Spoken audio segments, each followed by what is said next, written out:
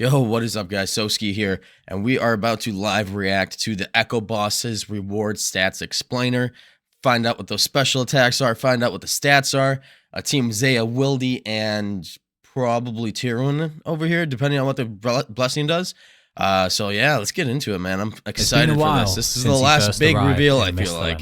At first, everyone fled to the west. Valamor seemed far enough from his influence, we need some power good started to spread, corrupting that every KBD crossbow, double crossbow. Creatures you once Can't knew wait to see what that looks like. Twisted into something far more dangerous. Corrupted. Echo bosses. I hate that Luckily, guy. I've managed to strike a deal with the master of they're packs just himself, chilling, allowing me to show all of you here today nice. just what you can expect they from these reskinned Echo them. bosses and the These items reskins they look drop. sick, man. Aren't you lucky?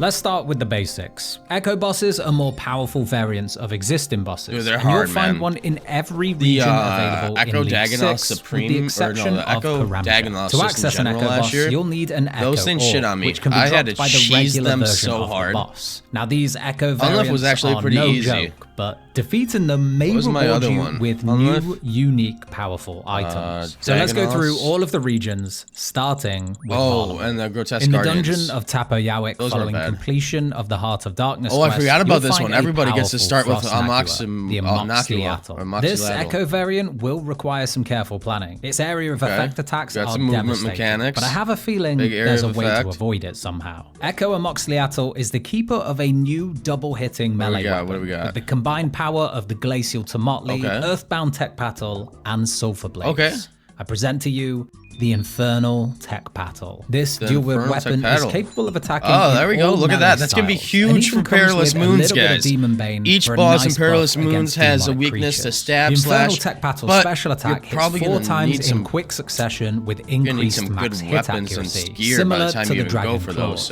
I can think of quite a few demonic packs this weapon synergizes perfectly with, so for those of you going down a melee route, you might want to snag this item as early as possible, especially because of its effectiveness at taking down the Moons of Peril. So maybe you will be able to kill that Echo boss before really grinding Moons of Peril. Underground in the farming guild. It's possible, I guess. Once Didn't you really say what the combat level orb, is. you won't need to wait for your Hespori seed to grow and can I'm excited for this one. Echo Hespori whenever probably you going want. Hespori You'll this want year. to bring along a fast weapon or something capable of dealing area of effect damage to deal with Echo Hespori's mutated flower buds. Just remember to stay light on your feet here to avoid getting entangled or worse, sent right back to spawn. Echo Hespori's unique item has evolved since last year, and you might find yourself back in an all-new two-handed short bow. The Nature's Recurve. Wait, it's a two-handed The Nature's Recurve has high ranged accuracy, but its strength lies in its unique passive, which has a chance to restore high ranged accuracy, but its strength lies in its unique passive, which has Recurve has high ranged accuracy, but its strength lies in its unique passive, which has a chance to restore your hit points and prayer by a percentage of your damage dealt. You may notice that some of the demonic packs buffing bows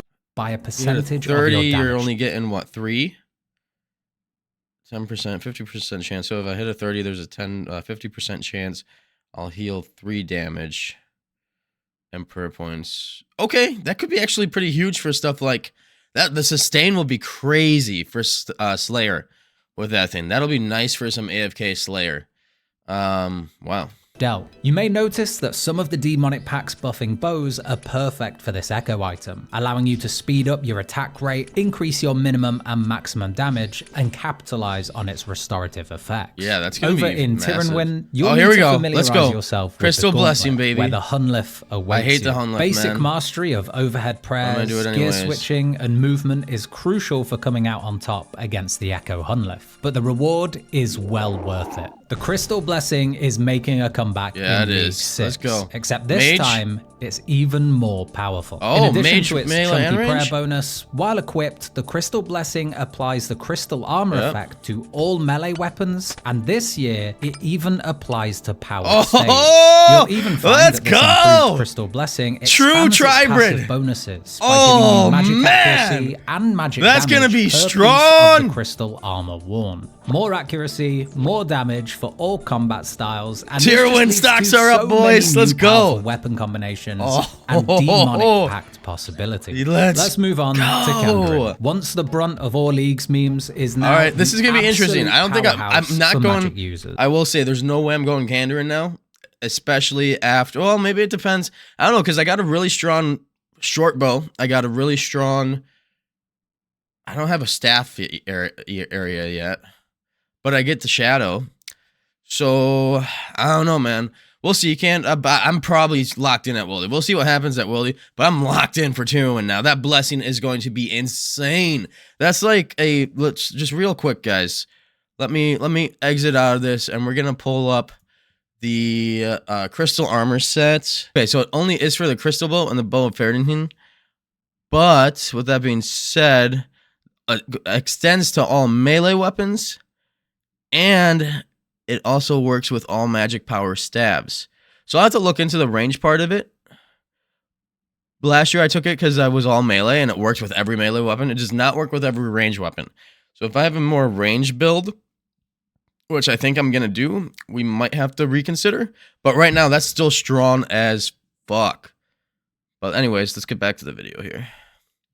93 Slayer and some face protection will be required to access the smoke dungeon awesome, and face off against the thermonuclear smoke devil. Careful timing and clean movement will prevent you from getting absolutely stacked out. If you want to do easy tasks, I think you can do some easy tasks in Kandarin. And this year, Ecothermy I don't think any tasks in Kandarin are really that hard. 2 echo items. It drops 2 echo items. The power of the elements and returning from last year, the Devil's Element. Can you imagine going Kandarin and Tyrwin together? Magic damage and prayer bonus while enhancing the power of elemental spells. With the Devil's Element equipped, any elemental spell attack against the target will act as if the creature has an additional 30% elemental weakness to the element you're using. This means that in addition to buffing existing elemental weaknesses, you'll be able to apply elemental weaknesses to NPCs without an elemental weakness, making magic effective everywhere. On top of the Devil's Element, Ecothermy will have a chance to drop a new one-handed elemental staff, the Shadow Flame Quadrant. This staff acts as an infinite source of basic elemental runes and can auto-cast from all spellbooks. In addition to its impressive boost to your magic damage, the Shadow Flame has a passive effect.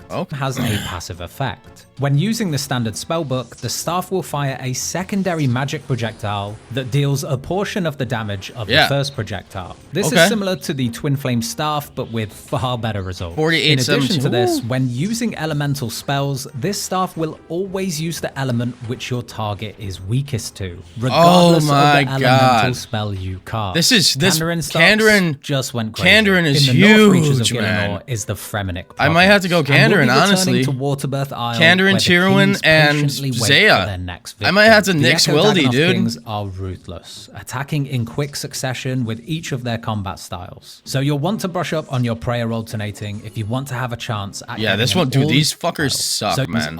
Especially, I'm pretty sure I had to cheese it with Last Stand last year, so if there's no Last Stand this year, and the sustain's not high enough, these could be tough. So you'll want to brush up on your prayer alternating if you want to have a chance at getting an all-new, powerful Echo item. Slayer Helm, it also has a small chance to completely negate damage taken. When this effect triggers, your next special attack within a generous time window costs 0 special attack so not only do you get hit for a 0, invaluable piece of equipment if you're looking to get up close and personal, while dishing out massive might be damage. They got it with the crystal armor right there. Asgarnia is guys, Asgarnia, here we go. With 91 Slayer, you'll be able to venture into the Tavali dungeon to face off against Cerberus. Remember that Cerberus is a demonic creature, so bringing along a Demon Bane weapon here is gonna make your life a lot easier. Echo Cerberus will test your ability to keep track of her attack styles, your positioning, and rapid prayer switching. But this challenging fight is worth the struggle, because if you get lucky, you'll be rewarded with the Fang of the Hound. Bane of the Hound! Release the hounds! Because of its lightweight, Let's go. Synergizes Did it have this weapon extreme. Devil's elements? It does have the elements in the player's hand. The dagger there, but right there, you can see the Devil's element coming back from the crystal armor. So I wouldn't be surprised if you can indeed pair these. That's the only one I saw it on, though, was the max. The Fang of the Hound is that the one where it was max hitting, though? If that's the one where it was max hitting the dummy, that means that it should be stackable. A fire elemental spell with a base max hit of 10 Bandos there. scales with your magic strength. It's worth keeping in mind that this spell effect does count as a fire spell. Did it have the element out there? Strength. It's worth keeping in mind that this spell it has the element out there as a fire spell, benefiting from exploiting any targets weak there you to go. fire. Elements and we're out. not done there, because in addition to its passive, this weapon does have a special attack costing 50% energy, which performs an instant hit. Combining this with demonic packs that restore special attack energy makes this weapon extremely fun to use. Oh, Asgarnia, Kandarin, and Tier 1 because stacks, we're heading man. into the wilderness. The King Black Dragon to use. All right, we'll have let's to go, baby. It's wilderness time. Because we're heading into Come the on, wilderness. be amazing, so I don't have to feel bad about not going Tier 1 Kandarin Asgarnia. Are its speciality. So you'll want to come prepared with some anti-fire protection, anti-venom, and some quick. So I made us alt to get Kopesh in the shield last year. This year's all my friends got the shield. I've got a question for all of you. First, it made that so easy. I got Kopesh first. It was so hard. 2 crossbows, baby. Let's go. Is the King's Barrage. Oh my god, that thing looks awesome. That fire 2 bolts. One counting as a standard ranged attack, the other enchanted with magic, acting as an ice spell and freezing your target in place for 14.4 seconds, regardless of if your attack hits or not. Don't worry, there's even whether a it hits or effect not for the freeze, so you aren't freezing things you don't want to. But just imagine for a second, slapping a combination. Does it have an AOE effect and magic demonic packs together with this thing? You'll become incredibly accurate. Free crossbow and magic demonic packs together with this thing. Dude, you'll become incredibly your hits would be insane. Freeze targets, heal yourself, and dish out immense damage at the same time. Let's move on and see what Mauritania has in store for us. Okay, immense so that's damage. no special attack. Let's move on and see what Mauritania has in store for us this year. For this next Echo boss, not going Mauritania. I did Mauritania last year. I did a shit ton of at the entrance on the top floor of the Slayer Tower gives you access to the do not want to do Howl Sepulcher. Their Echo variants hard pass the on this, no matter flames, what how good the staff is, and petrifying orbs. But this might be really cool for some other Guardian people. individually to make the fight easier, or just this focus on defeating. Rangers were able to cheese this so hard. Coming out alive, last leagues, and I was stuck with melee. Weapon. The Lithic Scepter, a one-handed powered staff charged with earth and body runes. Successful hits with the Lithic Scepter grant a stack it's gonna be like a Soul Reaper Axe kind of thing. Of 14 stacks. When you've built up at least 5 stacks of Shatter, you can use the Lithic Scepter's special attack to instantly damage your target for huge damage, and up to a portion of that damage as typeless damage to nearby enemies. This stuff is incredible for getting through Slayer tasks, clearing out packs of enemies, or as a last-ditch attempt to nuke your main target. And for our last stop today, that's super cool for Mauritania users, because we're heading into the Caridian Desert. Another one that I'm probably not going to go here, most likely. You'll want to stick close in your encounter with Echo Calfight Queen, as her ranged attack can pierce your defenses and deal it's doing that dagger with Devil's Elements again. Special attack bar, because you won't want to be hit so bad not going with Tier 1 Kandarin and Asgardia, has a chance to drop the Drygor blowpipe. Maybe at least so strong though that I don't really have to feel like I'm losing out, because you won't want to be hit. I'm not having a raid region, but keep your eye out for her special I'm gonna have to make a second account. I'm gonna make a second account with that build. By what comes after that charges up. The Echo Calfight Queen has a chance to drop the Drygor blowpipe,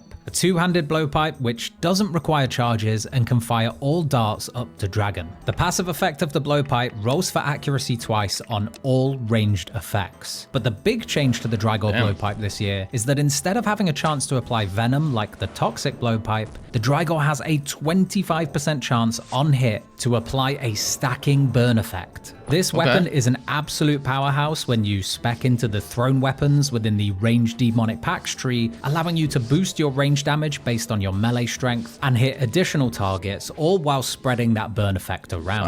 And there we have it. That wraps up your briefing for the Echo bosses and Echo items for League 6. I am so excited to see how you guys get on with all of the demonic packs, the Echo bosses and Echo items. My name's I'm sticking to my regions. Check out any more League 6 content. Shout out Scritic, nice video. You know where.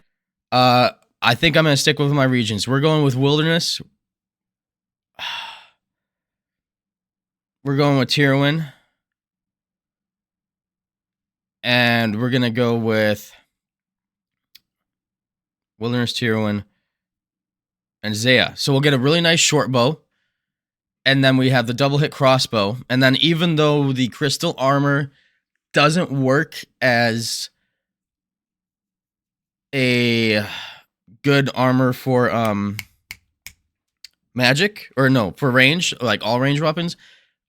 Being a bonus to all powered staves is massive, and still all melee weapons. So even if I don't want to take like too many melee combat masteries, I could go heavy into a range and mage build, and maybe just light on some melee, and still be very strong with any melee weapon that I use with that crystal armor, which could be extremely beneficial in something like chambers, and I'm sure elsewhere too, even just for training attack, strength, and defense. It'd be awesome, like some AFK gem crab shit, you know? But we will do more in-depth analysis in some shorter form videos, not this live reaction, and we'll also be coming up with a tier list as well later today. I'll be doing a giveaway on the opening day of leagues, so subscribe if you would like to see that. We're going to be coming out with a ton of tier lists today and over the next few days. Tier list guides, mostly noob-centric guides. So if you're new to leagues, make sure to subscribe, because I will be posting a very noob-friendly guides here soon. And we'll have some more in-depth look at these relics once they're all out, which should be posted tomorrow and the day after. And then we'll look into some proper build paths and stuff for people too. And we're going to go into guides about like whether best guides for AFK, points, and then just general. So yeah, thanks for watching, guys. I am pumped. Those are some awesome Echo items, and this leagues is going to be awesome. Rip, Tyrwin, Asgarnia, Kandarin. That's not going to be my main account, but I'm making a second account for that dagger, man. That is going to be so much fun. All right. Peace out, guys. Thanks for watching.